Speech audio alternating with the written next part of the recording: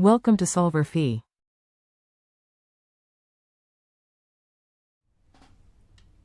Question number 111 is mostly another equilibrium question, not so much associated with pH, but just associated with the formation of carbon dioxide aqueous and then the formation of calcium ion from the carbon dioxide aqueous.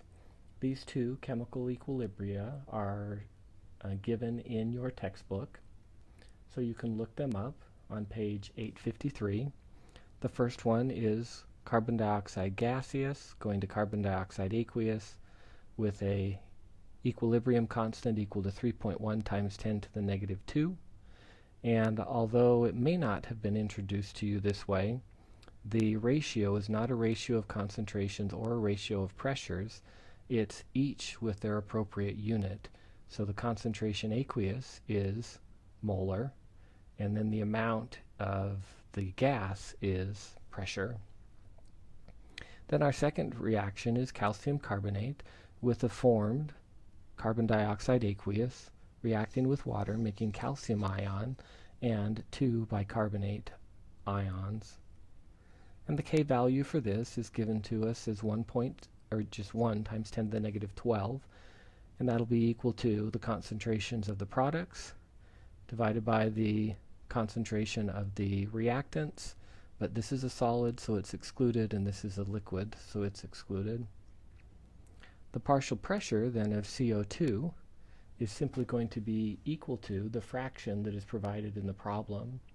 If we have 1 atmosphere of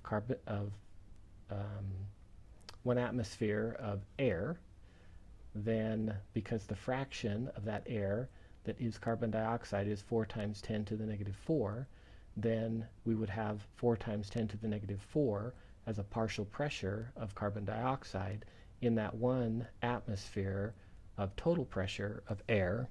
So this then just becomes the partial pressure of carbon dioxide. The concentration then of carbon dioxide can be calculated using this equation here, and we get 1.24 times 10 to the negative 5 molar when the partial pressure is 4 times 10 to the negative 4 atmospheres. We can then calculate the calcium concentration in terms of the carbonate concentration by just looking at the stoichiometry. We get 1 calcium ion for every 2 bicarbonates. Therefore, whatever the calcium ion concentration is, it must be half the concentration of bicarbonate if this equilibrium is the only source of both of these. So this relationship will become important so that we can now use this equation to solve for the calcium concentration. This can be rewritten this way. So now I take this equilibrium expression and I plug in my unknown calcium concentration multiplied by the bicarbonate concentration, which is going to be 2 times the calcium concentration, and then divide by the carbon dioxide concentration, which I just determined right here. Now I only have one unknown, the calcium ion concentration, and I can rearrange the equation to solve for the calcium ion concentration, and it ends up being the cube root of this ratio, which is 1.5 times 10 to the negative 6 molar.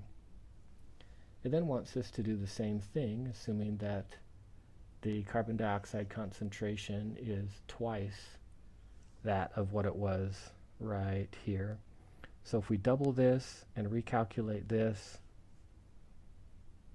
then we get a slightly higher calcium concentration at 1.8 times 10 to the negative 6.